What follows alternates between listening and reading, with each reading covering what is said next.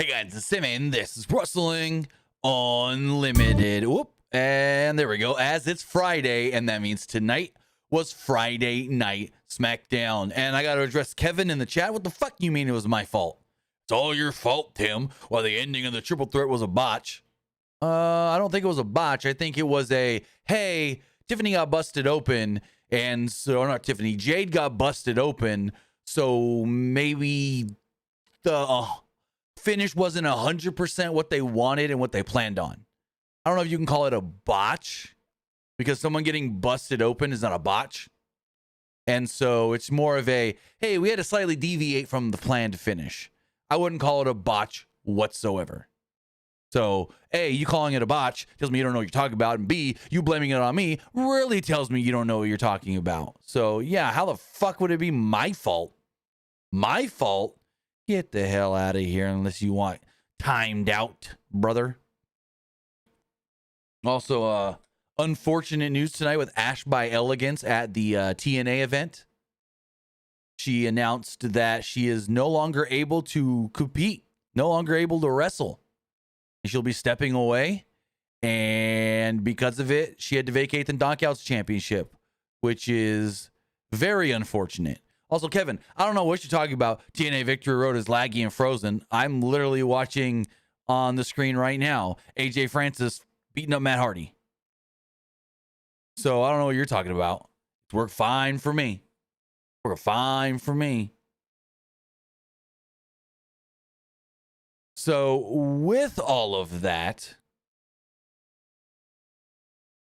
Smackdown, fine show. Good show, I would even say. Easy to watch, smooth, flew by. I liked it. I enjoyed tonight's Smackdown a lot. A lot of times it's like, oh, we're going to watch all these shows and then something's not going to get my attention or something's going to bore me or something's. And there was a boring, I'll just say it. The Julia tag match was boring. The crowd was dead. So, yeah,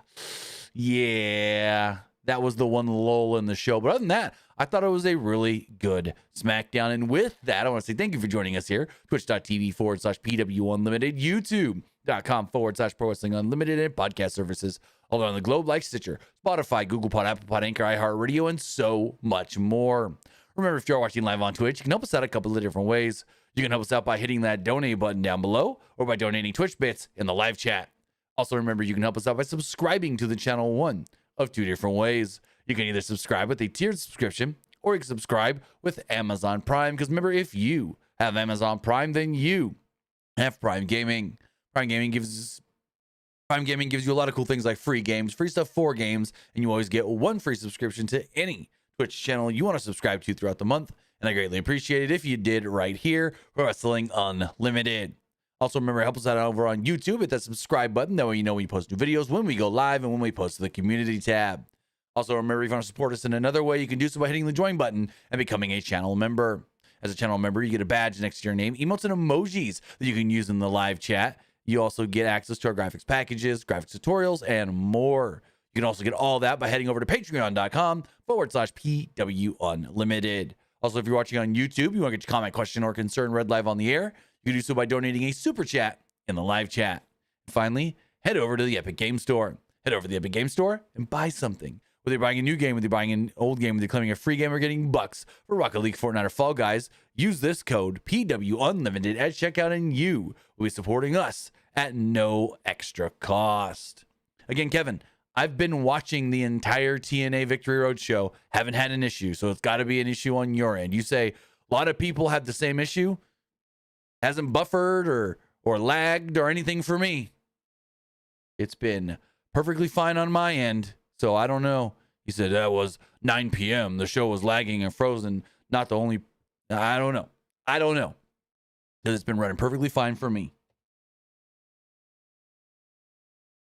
But with that, let me pull my notes up here because for some reason they closed on me. Smackdown, pretty good show. Opened up with old Paul Heyman, old Paulie Dangerously. He was out there cutting a promo, teasing a lot of things. Like he wanted to talk about Brock, like he wanted to talk about Seth, and the crowd wanted to talk about Roman, but he wanted to talk about Cody and the upcoming match at Crown Jewel with Seth and all that. And yeah, there we go. Now my notes are open. For some reason they just wouldn't open. Oh, dang. AJ Francis just go through a table? Also, I don't know what is up with this TNA show, but the camera just looks like crap. Everything's desaturated. And yeah, it's like they're using not their normal cameras or something, and they're not color calibrated and set up properly. Like, I have no clue why the show doesn't look good. You know what I mean? But Paul Heyman is in the ring to open up the show. Before that, though, we learned that it was Michael Cole and Booker T calling tonight's action. So after a WrestlePalooza recap, Heyman's in the ring. Ladies and gentlemen, my name is Paul Heyman. I'm the pseudo de facto secondary champion, or whatever he wants to say. So he says, so Orlando, what do you want to talk about? And the crowd are chanting for the OTC. And then he says, hey, well, we're not talking about the OTC. Heyman said that he'd love to talk about Roman, but no, we can't talk about him. He then asked if we should talk about Brock Lesnar. No, first off, he said the man that will main event at every WrestleMania from the 20s or 30s to the 40s, Braun Breaker. Then he asked if you want to talk about Brock Lesnar. This then brought out Cody Rhodes. Cody would make his way down to the ring, and the crowd cheered for him big. He said that he made a mistake last week in calling Paul a goon. Well, actually, this is last Monday, but anyways. Rhodes called Heyman the smartest man he knows, and says that he'd go ahead and ask the question. Tell me more about Brock Lesnar. And then they showed Heyman doing Brock's intro from WrestlePalooza on the screen. Rhodes said that the face on Paul Heyman last Saturday, that it wasn't the face of a guy treating it like a one-night thing. He asked Heyman if I'm talking to an oracle, a wise man, or an advocate. Heyman then responded by saying that Rhodes was talking to a goat, the GOAT. And then he respected him for confronting him about Brock Lesnar. He said that when Lesnar is around, everyone will be in danger. Heyman mentioned that Lesnar is not here. But the bad news for Rhodes, others are. And that's when Braun Breaker and Bronson Reed would come into the ring from the crowd. Then Cody started asking them, I know a lot of different people in this company. I grew up the son of a booker. I knew Bill Watts. I knew Vern Gagne and all these other people, Eric Bischoff. He goes, but that man, oh, he's different. All those other bookers, you can tell what they're going to do. You can read them, but no one's cracked the code of Paul Heyman. Cody then says, who do you think this man is actually really loyal to? You? I don't think so, looking right in the eyes of Braun Breaker. Breaker gets mad and rips his shirt off. Cody then goes, you know what? I probably shouldn't do this, but you want to fight? I'll fight. And he tries to take on Braun Breaker and Bronson Reed by himself, which doesn't really work. So Randy Orton makes his way out. Orton delivered an RKO on Reed, while Rhodes clotheslined Breaker out of the ring. So there we go. Also, you want to bring up the Boogeyman? Hold on. I want to bring up the Boogeyman. Hold on. I'm the Boogeyman, and I'm coming to get you. One of my son's figures. I don't remember getting him this or how he got a Boogeyman figure, but yeah, my son's got a Boogeyman figure.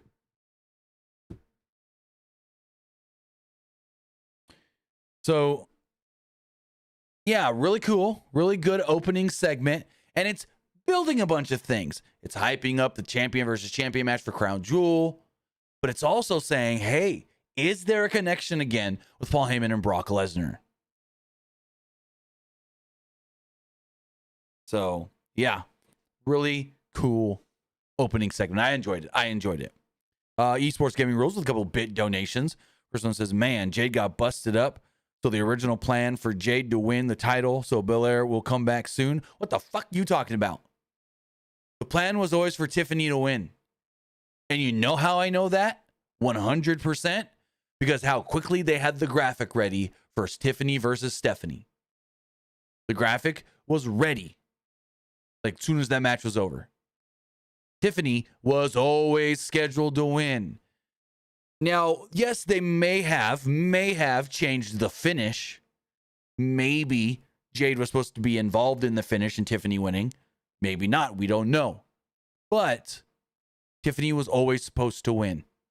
It was very obvious, especially when they had that graphic ready so quickly. Old man playing with toys. I got a whole box here of wrestling stuff. I got Kenny Omega, Sasha Banks. Speaking of Lesnar, Brock Lesnar. You want The Undertaker with his Phantom of the Opera mask? How about Daniel Bryan? Yes. Or should I go? Yes, yes, yes, yes, yes. There you go. AJ Styles, but he's missing an arm because the arm broke off and it won't go back on. What else we got in this box? We got the Young Bucks. We got the Young Bucks. And all these in here, we didn't pay for them. They all came in like wrestle crates and all those kinds of things. The old WWE Slam crate and stuff. Like The Rock. We got a Stone Cold in here somewhere. I just can't find him. I also got still never opened Zombie AJ Styles in another box. No, there will not be a No Mercy review. I will be out of town all weekend. Esports Gaming Rules also says, what do you think about AJ Styles and Finn Balor calling out Tanahashi in Tokyo Sports before WWE Japan Tour and NJPW Wrestle Kingdom 20 in Tokyo Dome? I don't think anything of it because there's no partnership. There's no relationship. I would be flabbergasted if a match happens. If a Finn and Tanahashi or an AJ Tanahashi match happens, I would be flabbergasted. So what do I think about it? I think nothing because, I mean, New Japan works with AEW. Mayu versus Io is official for Marigold Big Show at Ryogoku. Yes, I saw that today. Very cool. Very, very cool. Moving forward, we had a Tag Team Championship number one contenders match.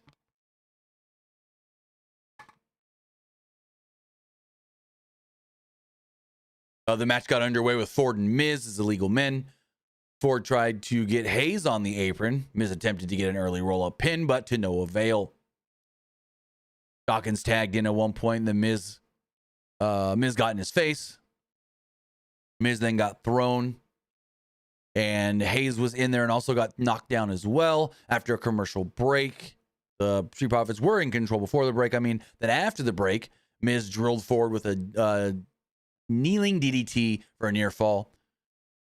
There was some good and bad work here with Hayes and Miz. Like, they were working well together, but there was that, there's still a little divide, I guess you would call it. And they worked over Ford as they grounded him with an assisted double team clothesline in their corner, with Ford struggling to get himself back up. Miz taunted Dawkins in the corner, but paid for it with a kick to the face from Ford. Hayes then got the tag as he delivered a cheap shot to Dawkins on the Street Profits corner. Meanwhile, Ford attempted to fight his way out of the enemy territory and managed to do so after sending Miz out of the ring. At one point, the Street Profits took control as Dawkins rocked Miz with a corkscrew elbow, followed by a spinning neck breaker. With Ford as the legal man, he took to the skies with his From the Heavens frog splash as Ford pinned Miz. Hayes didn't seem to really be in a hurry to break it all up. And the Street Profits are now supposedly number one contenders for the Wyatt Six in the WWE Tag Team Championships. So there we go. We're getting this match again. Street Profits and the Wyatts. Because afterwards, the Wyatts appeared in front of the commentary table and simply stared down the Street Profits. So, like, they worked fine together. No more of this, oh, can we get along, Street Profits thing. Interesting.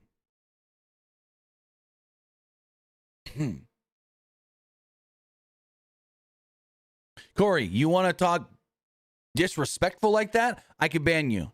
We ain't we ain't doing any of that kind of bullshit in my live chat.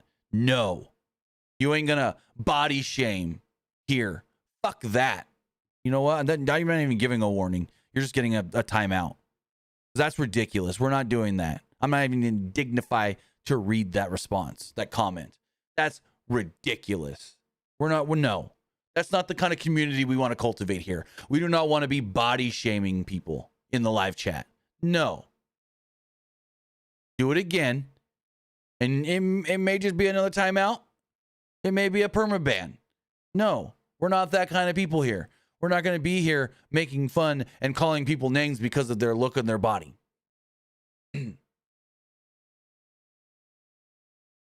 So Jade Cargill was interviewed ahead of the big triple threat main event tonight. The women's world heavyweight champion Stephanie Vaquer confronted her. Cargill said that the storm will be coming for Vaquer at Crown Jewel. Vaquer responded by saying, "I'll be ready." Then we had a tag match. Julia and Kiana James versus Michin and B-Fab. This was just a big old nothing burger. So B-Fab opened it up by blasting James with some strikes before she got taken down with the clothesline from the business associate, I guess you would call her. Excuse me, I'm about to sneeze all of a sudden. Ugh. B-Fab got in some more shots with a drop kick to James. She tagged in Michin. James managed to get the drop on Michin, though, which allowed Julia to tag in. The women's U.S. champion then struck Michin with a kick, but was met with a Hurricane Rana by her hated rival. Outside the ring, Julia rolled out and retreated as things broke down, with the women's U.S. champion getting waylaid by a drop kick from the commentary table by Michin. After a commercial break, B-Fab was in trouble as James and Julia teed off with the big boot, followed by a missile drop kick. Michin at one point was back in and dropped James with a DDT, using Julia as a base. As things broke down, Michin hit James with a eat defeat, but sent her to Julia's corner, which allowed the women's U.S. champion to make the tag.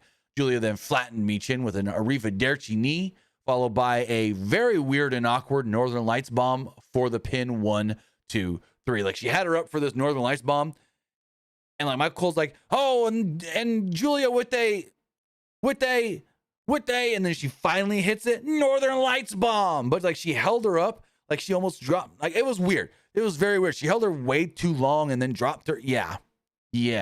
Julia and James get the win over Michin and B-Fab. So yeah, crowd was dead for most of it, except for the last hot tag Michin got. They kind of, hey, and then we're just dead again. So very weird. Moving forward, we go backstage. Alexa Bliss and Charlotte Flair were there when they were confronted by Zarya and Sol Ruka. They wanted to call their shot and get a tag team title shot. Alexa's like, yeah, no, you need to prove yourselves. You haven't done anything, and there's other women that have. So get to the back of the line.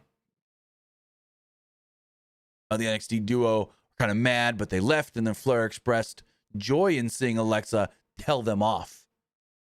So it's like, ooh, Alexa getting a little spicy. I like it. There's then a preview for Crown Jewel, hyping up both the Men's Crown Jewel Championship match and John Cena versus AJ Styles, with Michael Cole telling us, because the fans wanted it, we're giving it to them. Apparently, this was always the plan, to do AJ versus John Cena at Crown Jewel, make you think you're not getting the match, and then just do the match. So then we got an interesting segment here with Drew McIntyre.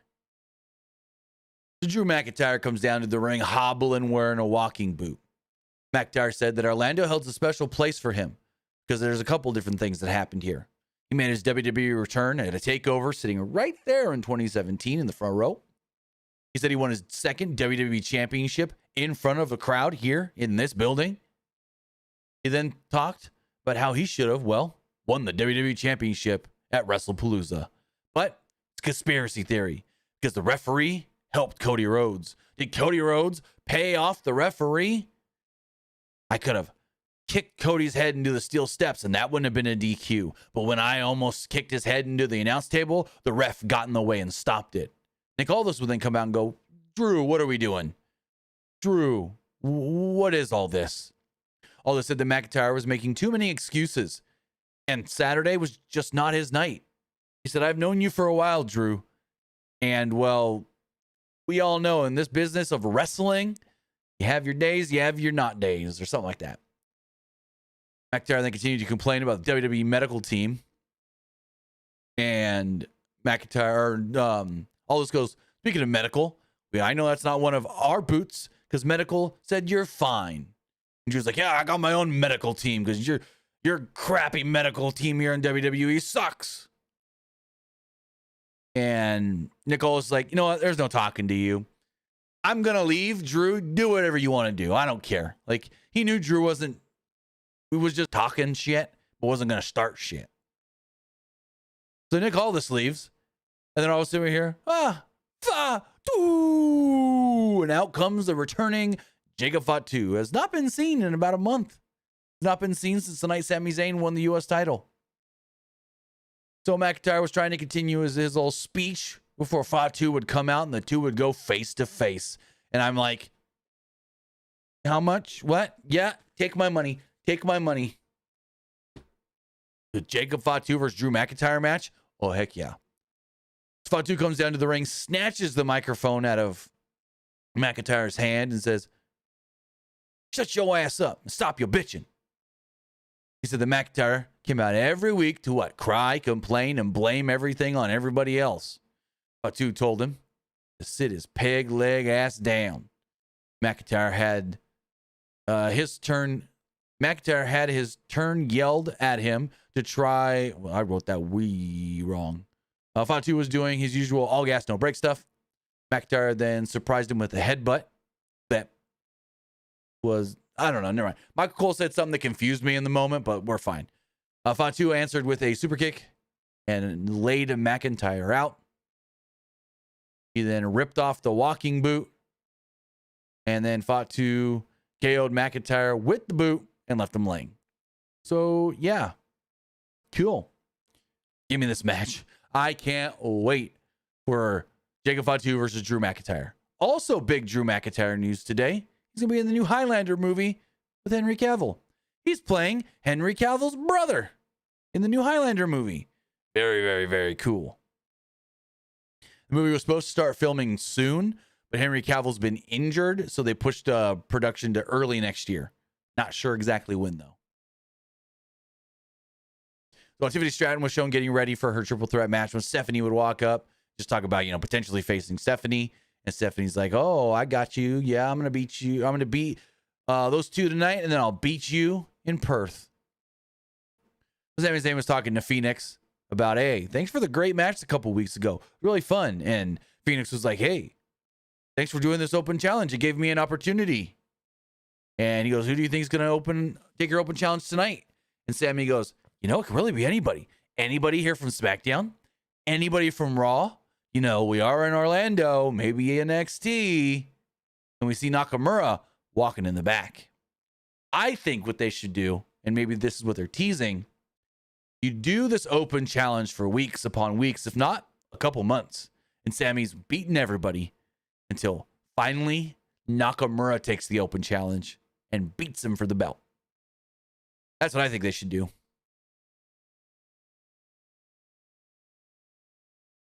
So then we get a vignette for Solo's MFTs with the focus on JC Mateo. Go said that Mateo was loyal to him. And he's going to be rewarded as long as he's part of the family tree. I'm like, okay. I don't know what the hell they're doing with any of this.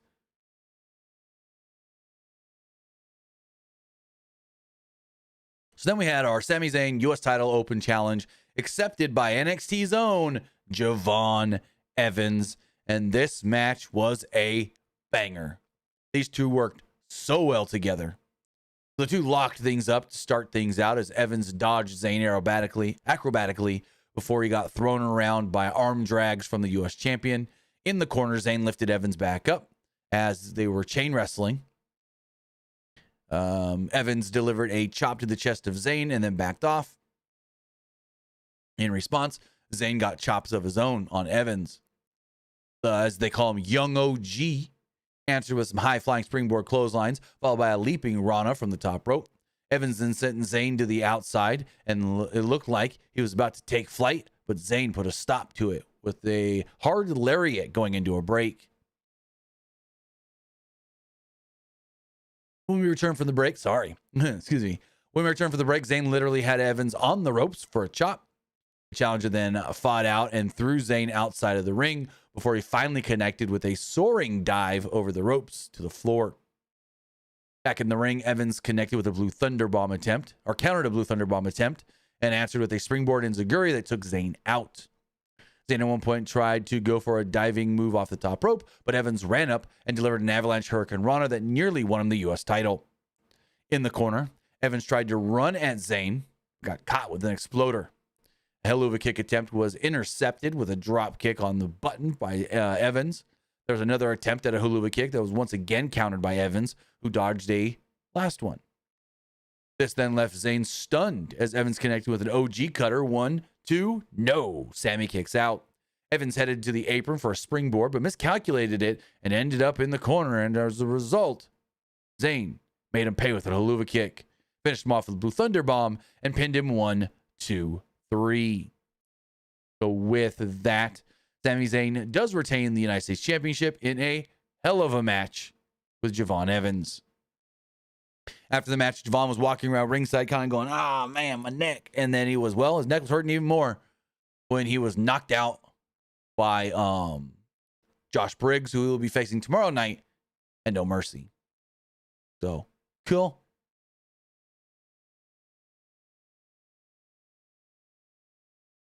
Whew.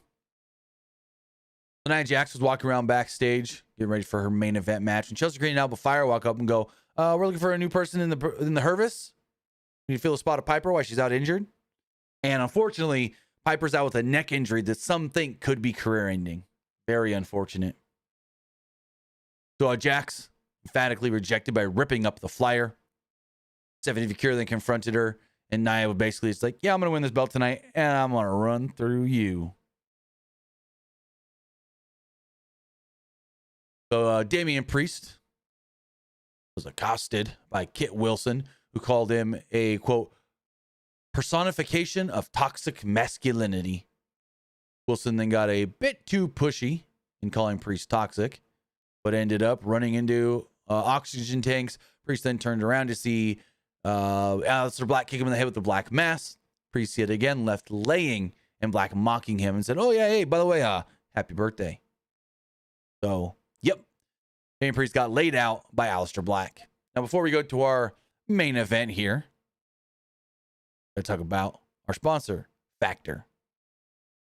Let's be real. Life moves fast and dinner shouldn't slow you down. That's where Factor comes in. Factor 75 delivers fresh, never frozen meals straight to your door so you can skip the grocery store. The prep clean up. Just heat and eat and get back to crushing your day. Whether you're keto, calorie conscious, or just want to eat clean without sacrificing flavor, Factor has chef-crafted options that actually taste like real food.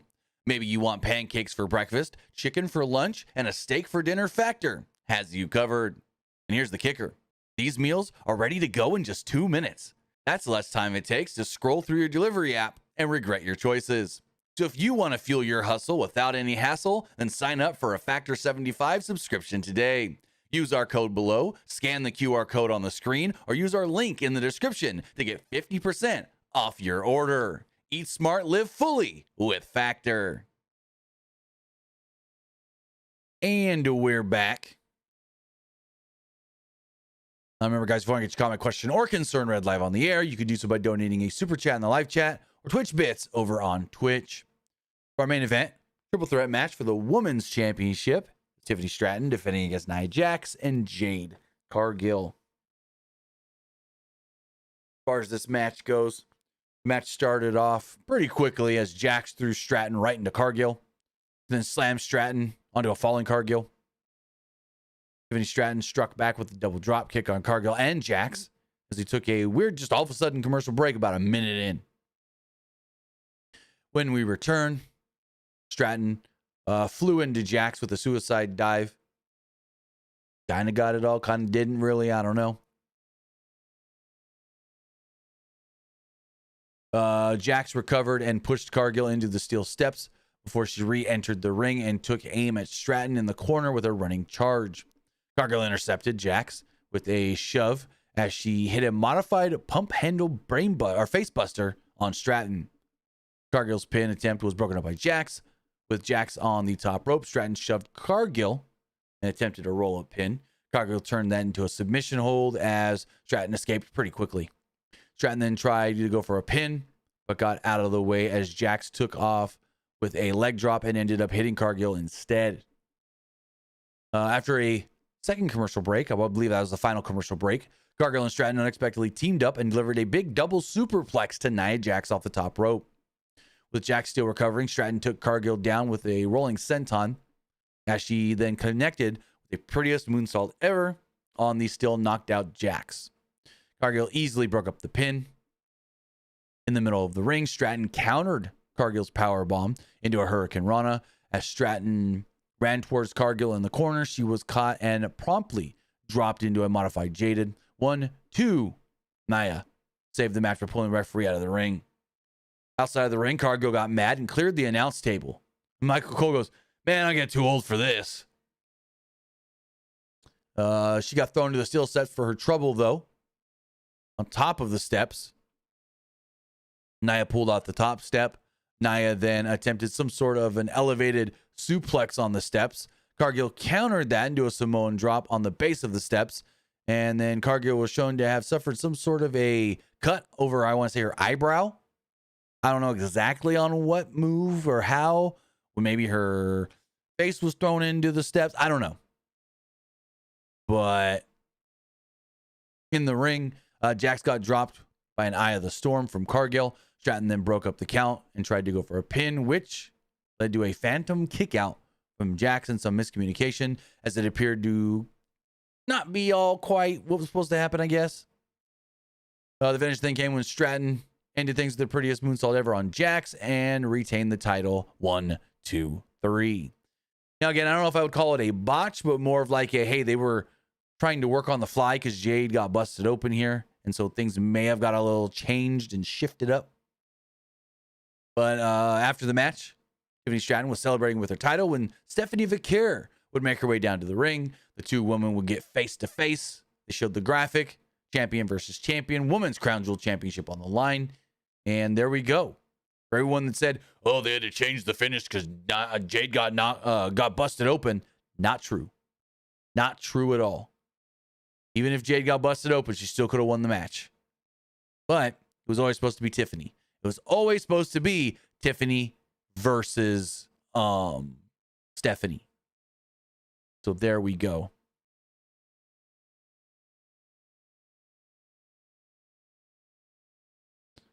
So, yeah, with that, a pretty good SmackDown, a enjoyable, fun main event, and an overall good show. With all that, you know what I thought of the show. Now it's time to hear what you guys thought of tonight's Friday night SmackDown. Looking at all these polls as we do go and refresh them.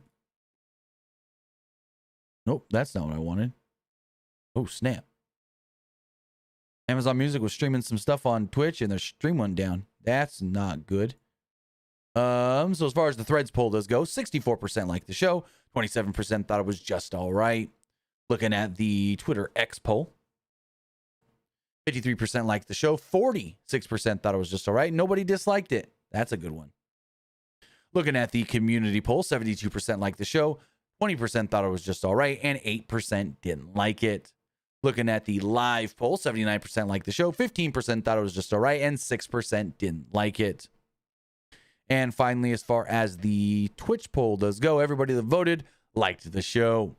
But with that, guys, that's going to wrap everything up. I want to say thank you for joining us here. Twitch.tv/PWU Unlimited, YouTube.com/Pro Wrestling Unlimited, and podcast services all around the globe like Stitcher, Spotify, Google Pod, Apple Pod, Anchor, iHeartRadio, and so much more. With that, we'll be back on Monday for Monday Night Raw. Have a good one, and I'll see you next time.